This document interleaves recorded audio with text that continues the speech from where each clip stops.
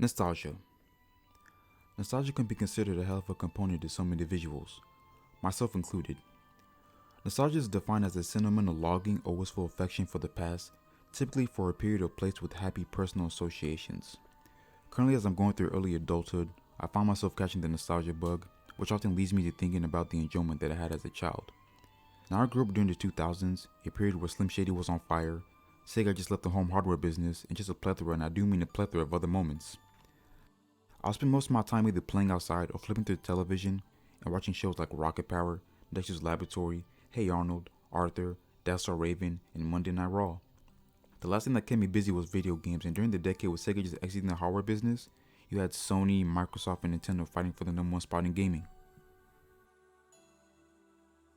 Also, each company along with third-party developers were releasing a ton of content which, if I were to mention, we'd be all day like Chris Jericho on his list of 1004 holds. Armbar! In all seriousness, it's memories like these that just make me smile and be grateful for this special period in time. When it comes to this introduction, the general idea I hope you can take away is my reliance on the imagery and the term nostalgia, because I feel like this particular media, especially with this imagery alone, gives me the most feeling of nostalgia.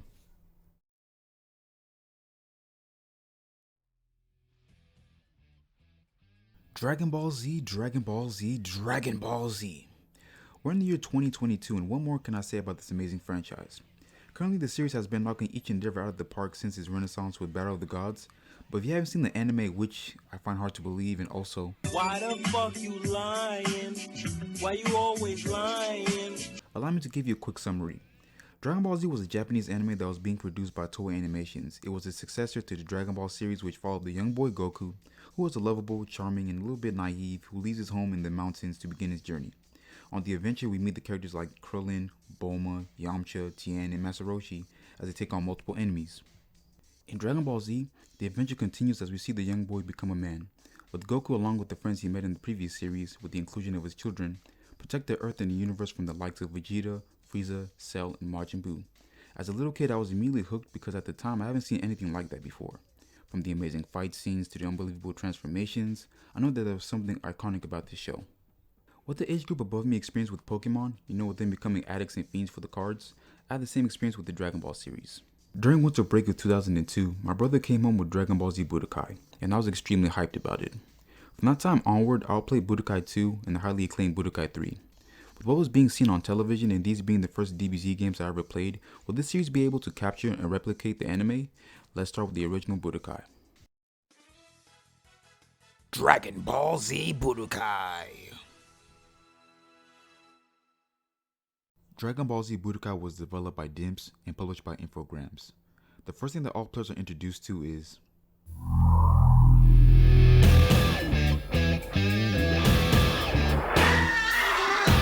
this is the first thing that is done perfectly, the opening intro. The opening intro, while using the in-game graphics, perfectly captures the original Dragon Ball Z anime opening with the also glorious theme, Rock the Dragon, which was a staple during the DBZ's early days on Toonami. Man, hearing that theme song alone would always and still gets me pumped like you don't even understand. I could hear this song and feel like I'm about to go apeshit in battle. I could hear this song and start rocking out like there's no tomorrow, or I could hear this song and feel like Chester Cheetah in those commercials. Oh God, there is no fucking drummer better than Neil Peart! It ain't easy being cheesy. Once you've entered the game, we're introduced to the different modes that it has to offer. You have story mode, duel, world tournament mode, practice mode, edit skills, and options. With Budokai being considered a fighting game and the majority of the modes requiring you to, fight, I like to talk about how the game plays. Budokai's combat can be reminiscent of other games in the genre at the time. You have your standards like the health meter, which should be self-explanatory, your combos, and the items that assist you during battle. The controls in my opinion are quite easy and pretty much understandable. You have the P button, which allows you to perform punches, the K button allows you to perform kicks, and the E button allows you to shoot Ki Blast. Ki Blast can be very helpful, while at the same time can also be a detriment. They can be spammed like nobody's business and come in the clutch when your opponent's health is very low, but the more you shoot your Ki Blast, the more your Ki gauge decreases. The Ki gauge is what allows you to perform most of your moves, so don't shoot all your Ki Blast like a flustered Trunks when he knows he messed up. You also have the G button, which is your guard/block button. Now if you originally played Budokai on the PS2, then the button layout in the game shouldn't be a problem. The colors of the prompts on the screen match the colors of the square, triangle, circle, and X buttons, so players, especially new ones, shouldn't be lost. Combo strikes are very easy to perform. You can continuously press the P button or the K button to give you your string of punches and kicks, plus the use of the D-pad will give you a little bit of variety. You also have some rush knockbacks / downs you can do to your opponent, whether it be on the ground or in the air. You can also perform strong strikes by pressing the R1 button, but in my recent playthrough, I rarely perform these to be honest. The final addition to combat comes in the form of burst mode. These usually happen at random for me, and is meant to mimic the intense close-up action of fights from the anime, and visually, it looks kinda cool. Now, I used to always suck at these because I thought it was just a continuous button mashing, but no, you have to get the analog sticks involved as well. It's fun and can be executed during battle by pressing R1, but like I said, I rarely use that button and burst mode rarely came up during fights. Budokai's input for commands is something I'd have to commend. When it comes to performing the moves of the characters, it's very easy and simple. For example, to execute the Kamehameha, you simply have to press the P or square button 4 times and end it with the E or a circle button. The reason I commend it is because I feel like with most fighting games of the time and to a certain degree today, each character has a different button input compared to the other characters on the roster. For example, if you're someone who isn't accustomed to games like Street Fighter or Tekken and you decide to look up how to perform the characters' combos in the moves list, you may be scared or confused about how to go about it. In Budokai, much of the roster share the same button input to perform their moves. You like to hit a Gallic gun? Just press P P P P E. You like to hit a destructive wave? Just press P P P P E. You want to hit a buster cannon? Say the line, Bart! P P P P E. Yeah! Other moves that can be performed during bouts are grapples, which is done by pressing the square and X button together, continuous ki blast attacks, and your flurry attacks, ranging from ground to aerial. These are fine. I feel like they do replicate some aspects of combat that's seen in the series. Now, I don't know whether to consider this a bad thing or not. When I was capturing footage, especially for the moves portion, I started to notice the animation a little bit. While moves like the Kamehameha, Gallic Gun, Death Beam, the beam attacks are fine, the animation in the different move types have a slight issue. At first glance when you perform and then see your first continuous ki blast attack, you're probably thinking, oh, cool, or not paying too much attention to it. But once you do it again, and again, and again as other characters, you're going to notice that they all share the same animation, which was something I wasn't expecting. So I'm playing as Trunks, and I perform his ground flurry attack. He throws his punches, throws his kicks, and does an awesome windmill kick and sends Frieza crashing down. 20 minutes later, I'm playing as Zarbon, and I see the exact same move. I kid you not. Characters in DBZ tend to have their own unique characteristics when performing attacks. Not to mention they also have moves that are solely performed by them, except for some ki attacks. For example, Rakum's continuous ki blast attack in Budokai matches how he did the maneuver in the anime. You can see the lack of care or recklessness in the way that the ki blast is being thrown, which is perfectly mimicked. You play as Dodoria, you're going to notice the same animation, even though to my knowledge, I've never seen this man throw a ki blast from his hands. And honestly, if I could be serious, Dodoria's only purpose in the anime was just to get his ass kicked by Vegeta. That's basically it. I feel the more hours you play this game, you're going to notice how much of the animation is shared between characters. Outside of the ki blast attacks, they don't really have their own uniqueness. If you're someone who's not into DBZ but happens to play this game, then you won't find an issue in it. But for those who are deep into the DBZ fandom, then you're probably going to notice this. The ki blast moves are fine and are well executed. My only gripe with them is the presentation of how the beam, if you can call it that, looks. When the ki blast is executed, it looks like a cloud or a spark for lack of a better term, and it doesn't perfectly capture how the beam is supposed to be represented. Most of the time with the ki blast attack, your opponent will either slightly get knocked back, go flying from the attack, or what I hate the most, just weirdly take it like they're being punched in the gut. When that happens, you can see how the ki blast has that spark effect, and it does not work for me visually. But what does work visually for me are the special moves. Now the special moves in Budokai are truly a sight to be seen, while at least for the time. I was talking about how when it came to the continuous ki and grapple attacks, there wasn't anything that made them stand out due to the repetitive animation between characters. Not the case here. With characters, at least a few, the special moves are specific to them, and it gives the players a sense in this area of how different and unique each fighter's special moves are when they occur. You have the burning attack, special beam cannon, warp Kamehameha, final flash, death ball, body change, hell, I can go on forever, baby. And yeah, they're captured wonderfully, with my favorite being Tien's volleyball fist due to the sheer goofiness. Volleyball fit! Service! Set! One! Two! Spike! Game over! Budokai also offers players the ability to transform during battle. The transformations consist of the unlocked potentials, high tension, all levels of Kaioken, all forms of Super Saiyan from the Frieza Saga to the Cell Saga, second form, perfect form in the roidal form for Cell, final form 100% form for Frieza with that being his only form in the game, and the Sync and Monster form for Zarbon and Piccolo respectfully. These forms are a nice inclusion and give you a bit of variety. The only issue with the transformation is that it's so easy to lose it. You can get knocked back, knocked to the ground, hit with an attack, and yeah, you can kiss that transformation goodbye when this occurs. With the Saiyans and human characters, during battle, losing that transformation state during fights to a degree kinda makes sense. But for characters like Piccolo, Frieza, and Cell, they can lose their transformations and that makes no damn sense at all. With what I said about the gameplay, moves, and controls, this leads us to our other modes. In Duel, you're given the ability to play with one player against the second player, one player against the computer against the second player, or the computer against itself. I don't know why, but when I would see the computer versus the computer on the screen, to this day I just find it fascinating, like there's some kind of hype behind it or something. But in reality,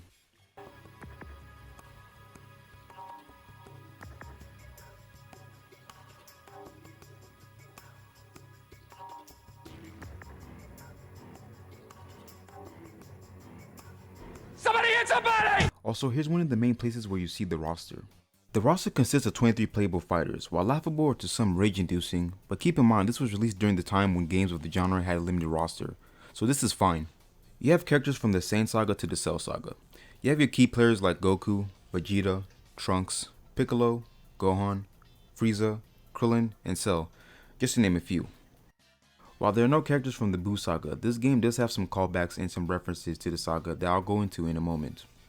Each character also comes with some alternate attires, ranging from stuff that's been seen in the anime, stuff that's exclusive to the manga, and in one case an alternate skin, and some made up ones as well. I said I'll explain the Buu Saga references. While there's no forms of Majin Buu in this game, from that saga you have the Great Saiyaman, Tien's Blue Gi from his fight with Super Buu, the Jacket 17 one when he was robbing folks, and Vegeta's end of Z gear.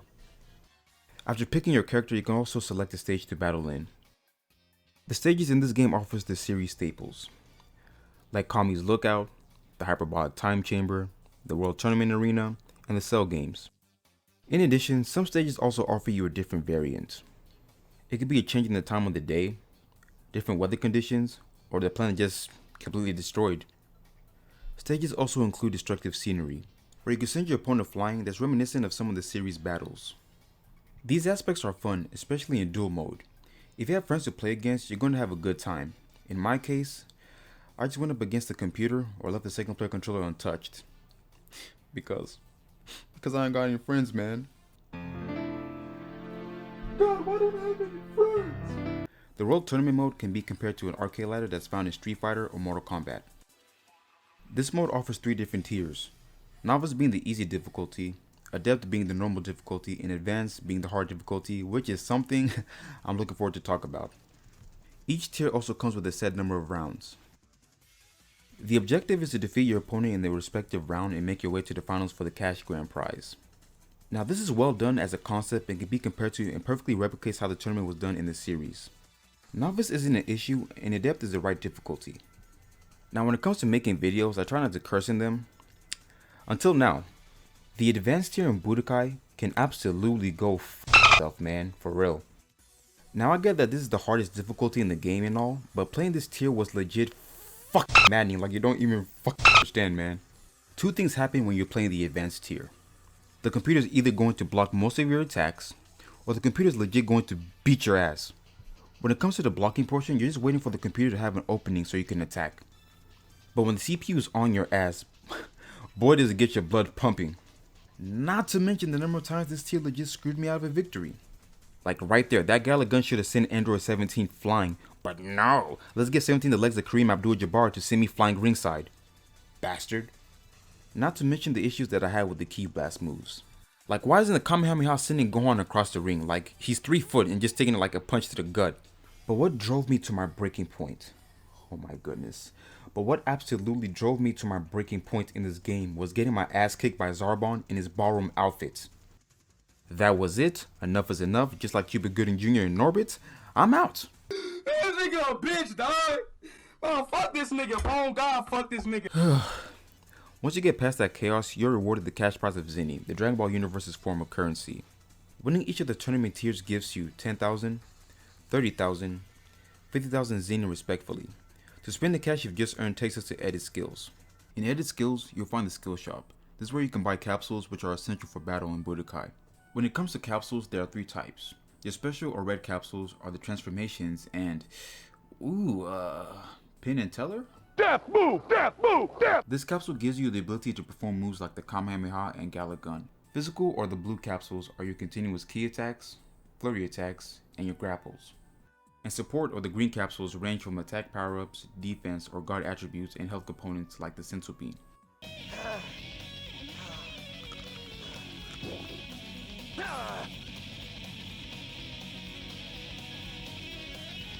With the special and physical capsules, they are needed for battle, especially when it comes to custom movesets for the characters.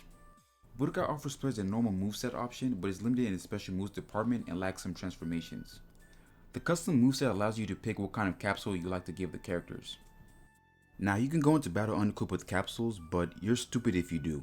The support capsules are useful and do come in handy in battle and can give you an advantage over the computer and your opponents. Also in the shop, you can gamble your way to some capsules using your Zenny. Man, if this was released in 2017, I can guarantee that Zenny wouldn't be the only thing you'd be using. Now, I've never used the gamble feature for the fact that I hate gambling, but also the gambling concept is pretty much applied to other purchasable capsules. Except for what Mr. Popo is recommending to you, essentially you're going in blind and crap shooting for abilities within those capsule types, making the gamble capsule unnecessary in this entry, I feel. I also previously mentioned that you can customize what capsule you like a fighter to have. You can do that in Change Cap. As I said, you can set the special, physical, and support capsule that you feel is best for the character. Just don't go bare ass into battle and you'll be straight. Dragon Ball Z Budokai's biggest bright spot has got to be its story mode and how perfectly well recreated that it is. For those of you that have seen or read Dragon Ball Z, then you pretty much know and are going to feel right at home when playing through this. But if you haven't seen or read Dragon Ball Z, once again, Why the fuck you lying? then I feel Budokai to a degree is perfect for retelling the DBZ story in a summarized fashion to people who might want to dip their toes into the series and get an idea of it as well. Budokai's story mode includes the Saiyan Saga, the Frieza Saga, and the Cell Saga. One of the things that I like about the story mode presentation is that each of the sagas in-game begins in an episodic format that resembles the anime. It starts with Rock the Dragon, each fight level has its title card and the end of the saga shows previews for the next arc. The thing that I love about story mode is that it captures the key moments of the series to a single T. Now I don't want to say to a single T, but it's damn near perfect. From when a mysterious alien comes down to Earth and visits Goku, then proceeds to take his son and to later be revealed as his older brother Raditz. After all, that's what we do, brother. We are They're brothers. To Goku's friends getting ready for the upcoming battle with Raditz's comrades Vegeta and Nappa, with them sticking one of their Sabermen creating one of the memeable moments in the franchise.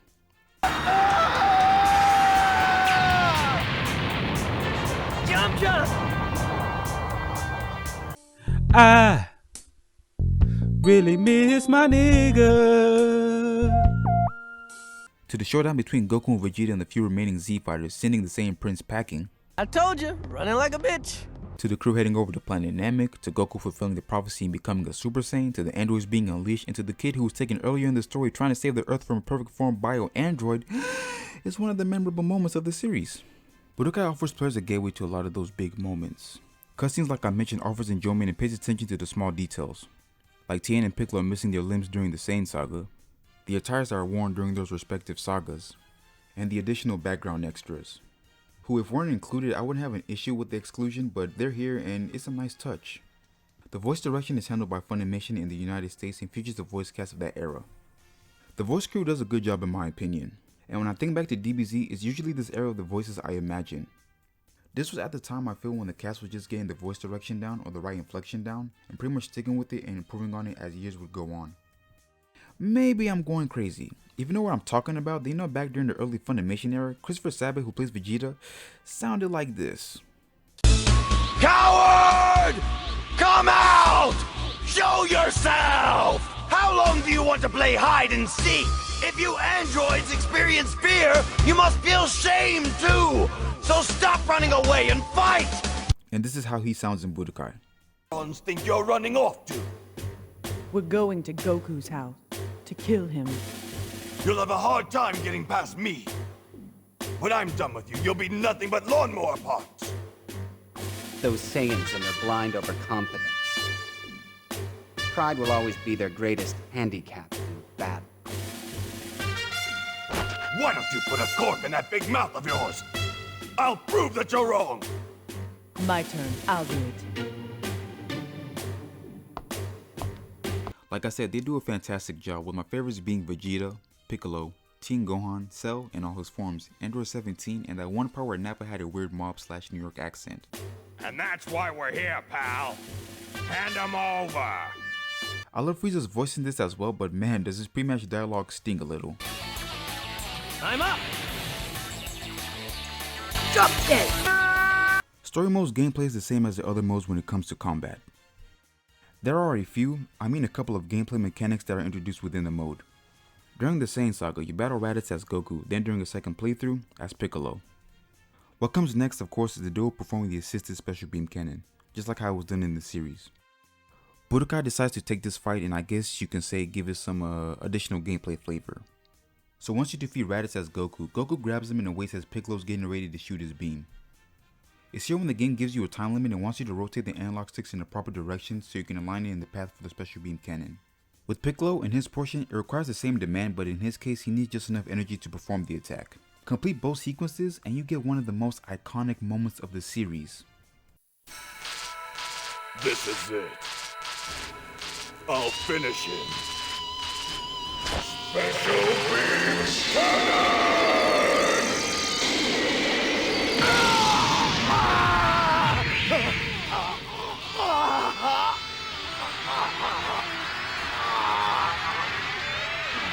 You got me.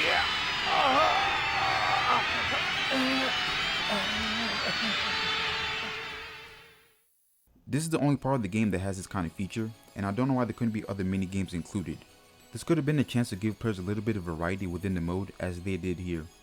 Now I was speaking about Piccolo in story mode. Outside of Goku, the game allows you to play as Piccolo, Vegeta, and Gohan as a kid in the team, but no Trunks or any of the other characters. Which is sort of a letdown and in one area doesn't make sense. For example, when the Saberman made meme history and straight off the rip took out Yamcha, you then proceed to play as Piccolo.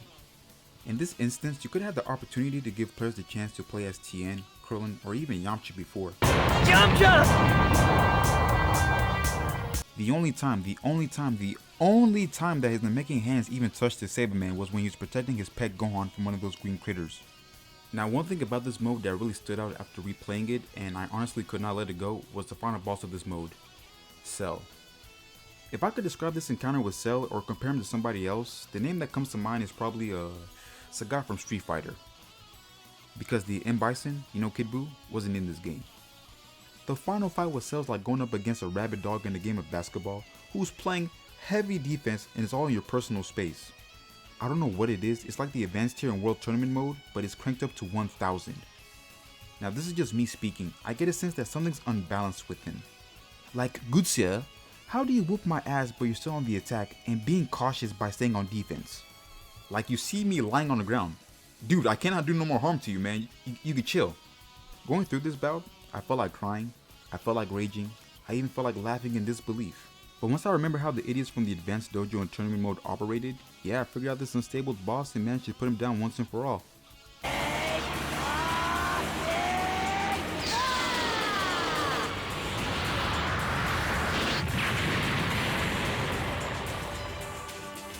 Another aspect that's present is the what-if scenarios. This is from the point of view of each saga's main antagonist. In the Saiyan's what if, after Vegeta kills Nappa, he begins to go mad and blames Goku for Nappa's passing. Which...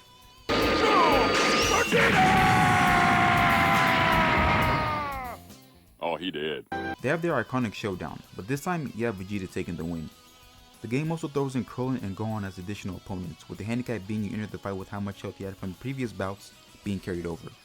Once you defeat them, Vegeta's mourning or just pure madness from what I see continues, and this happens. You fool! You think I can't hear you back there? Sneaky. That's what I like about you. Hey, come on, join me. No way, forget it. I'd have to be crazy. You'd just kill me like you did your last partner. I kidnap a noble warrior's death. It was what he deserved. He was a Saiyan!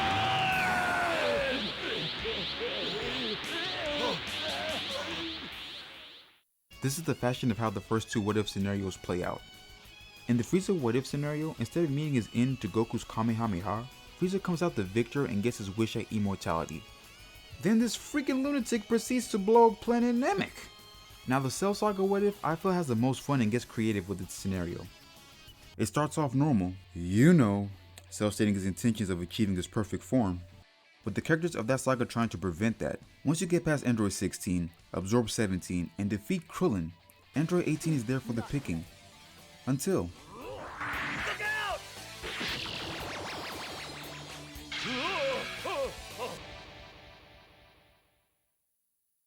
Cell absorbs Krillin. Let me repeat that. Cell absorbs Krillin. No. Once again. Cell absorbs Krillin. Ay, Alpha 5. I'll admit, I do like the design and Sonny Stray's vocal performance has him sound like the monster of the week on the Power Rangers. But Cell absorbed Krillin, man. I can't get over that. I honestly cannot get over that. Sadly though, Cell in this form has a basic moveset and pretty much your standard skills. And it would have been nice to equip him with the Destructo Disc. After that fiasco happens, you battle Yamcha, then defeat him. I mean, it's Yamcha. What else is new? And then you get hit with the coldest move in Dragon Ball Z history, Tien's Tri-Beam. But it turns out to be a dream, as Cell is awaiting 10 days for the Cell games. While the ending to that scenario can possibly be a letdown to some, I applaud the idea and creativity that went into the what-if scenarios. I believe, don't hold me to it though, Budokai had to be the first Dragon Ball game to have these story types. This will lead to other Dragon Ball games and other franchises having their own scenarios. Story mode is also another source of gaining capsules of different types, and it's where you can unlock most of the roster. Finally, there's this one mode in Dragon Ball Z Budokai that I don't know how to describe it. In this mode, the game forces you to play as a character who is undeniably considered the strongest character in the game. This fighter has an outstanding skill set that will leave the players in awe when they execute their moves. This fighter can go toe-to-toe with the likes of Vegeta, Frieza, and Cell. Not only that, but they also came out victorious without even breaking a sweat. And it was with those battles that the utter mention of this fighter's name causes frenzy when it's spoken. This fighter is...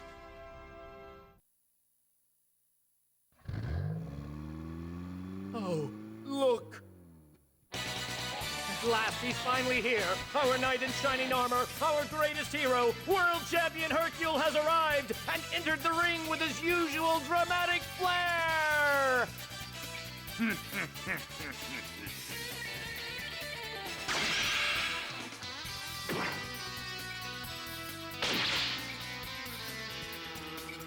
Unbelievable! Confronted by the awesome presence of the world's strongest man, the monster cell can barely contain his fear, and who could blame him? I can't wait to take on a real challenger. Meantime, I'll take on all you losers at once. Come and get it. You thought I was talking about Goku? No. Hell no. I was talking about Mr. Satan, Hercule, the man himself. I mean, if you can survive this, if you can survive that, then yes, you're considered the strongest person in Dragon Ball Z history. I don't care what no one says. But anyway, the Legend of Hercule is an additional mode that Budokai has to offer. It's sort of like the World Tournament mode. You have the same different difficulty tiers and the moving up the ladder concept to the final round. But that's where the similarities end. In Hercule mode, the premise is for Hercule to go one-on-one with Cell and eventually defeat him to save the world. But the twist is, to face Cell, you must challenge everybody that was involved with the Cell games. That means from Yamcha to Piccolo to Krillin to Android 16 to hell, even your own mama. What you say about my mama? Huh? This turns into a gauntlet, of course. Plus you're gonna have the stipulation where your decreased health is being carried over to the next fight, defeat Vegeta in under 60 seconds, beat all 5 spawns of Cell, and finish your opponent as fast as you can. Man, this was my first time playing this mode, and I must say, this mode was quite fun. Now I've used Hercule a couple of times outside of this mode for the sole purpose of a special move, but using him here in this back-to-back fashion honestly made me a fan of his in this game. The added stipulation gave a bit of a challenge, especially when it came to the Vegeta, Cell Jr., Goku, and Gohan rounds. In my first playthrough, Vegeta's AI was legit trying to run out the clock by blocking in the final stretch. The Cell Jr.'s, the challenge only came, I feel, in trying to connect your attack. On the ground, the chances of punching the spawns are quite difficult, with some of the punches going over their heads. To punch them, you must be airborne. This is how I was able to land most of my combos on these damn spawns. The Cell Juniors also love to block. I mean, they love to block a lot. Also to mention, due to the size, they're bound to get most of the attacks on you.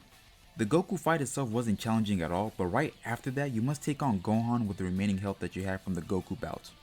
So when I first encountered this, in my case, best believe I was on Gohan's ass the entire round.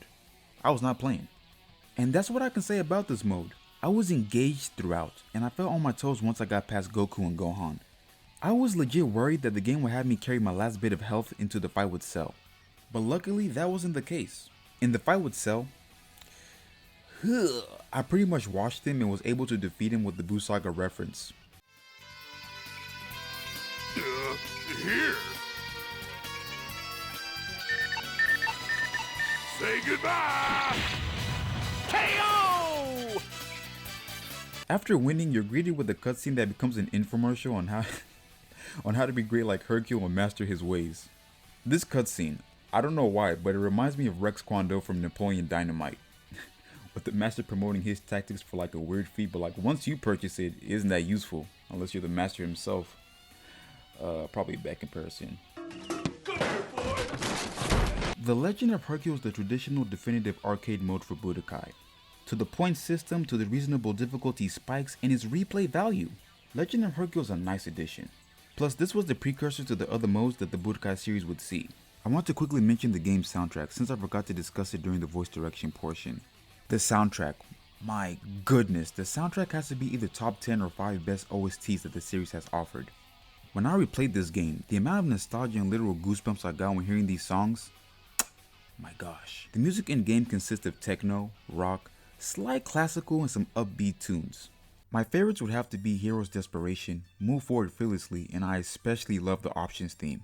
I swear every time I hear it, it has me feeling like this guy.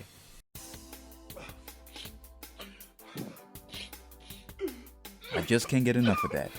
It's been almost 20 years since the release of Dragon Ball Z Budokai. Honestly, the reason I decided to make this retrospective was solely based on nostalgia. There's just something about this game that I just like to sit back and reminisce on. I could look at the game's cover art and feel like I'm back in the year 2002 and all the memories that it brings. A year where I was a 4-year-old kid who didn't worry about the world and when everything was simple. With my job just being going to pre-K and just taking up space in the house. When I think of Budokai, I think back to when me and my brother got our first PlayStation 2 and us playing this game into the early hours of the morning. When I think of Budokai, I think back to when I'll go over to a friend's house after school and play this game, with me losing all the time, but I had a good time and the vibes were unmatched. I don't know if nostalgia is solely playing a role in my decision, but Budokai isn't a bad game. Does it compare to a Mortal Kombat Deadly Alliance, or in my case a MK Deception? No, it doesn't. Does it compare to a Tekken 4 or a Street Fighter? Sadly, it doesn't. But that's alright, cause like the games I just mentioned, what they have in common with Budokai is that they cater to their respective audiences. Budokai wasn't trying to compete with those games, but give Dragon Ball fans something that they can enjoy. While fans were enjoying this, others not so much. After the game's release, the reviews were mixed to average. Some of the criticism is aimed at the combat and the presentation of the characters. While I like the character design since I feel like it captures the anime and would argue that I like the models in this game compared to its sequels, the critique towards the combat is something I can understand. The Key Blast attack does not look how it should, and the combat, while there are many different strikes with the addition of pressing the D-pad and the right shoulder button, can at times sadly become repetitive. If I could describe Budokai, I would describe it as the foundation of the series. To go off on a little tangent, everything in life requires a foundation, something you can build upon and improve so it caters to your vision. I feel this could be linked to Dragon Ball Z Budokai. Its foundation is great with the story mode, the cutscene, the overall sound, and to a degree the gameplay. But eventually, it would require some improvements in the aspect of the combat and the gameplay to fulfill the vision to recreate the anime, and make it stand out and unique to other fighting games. I feel like that vision would be met.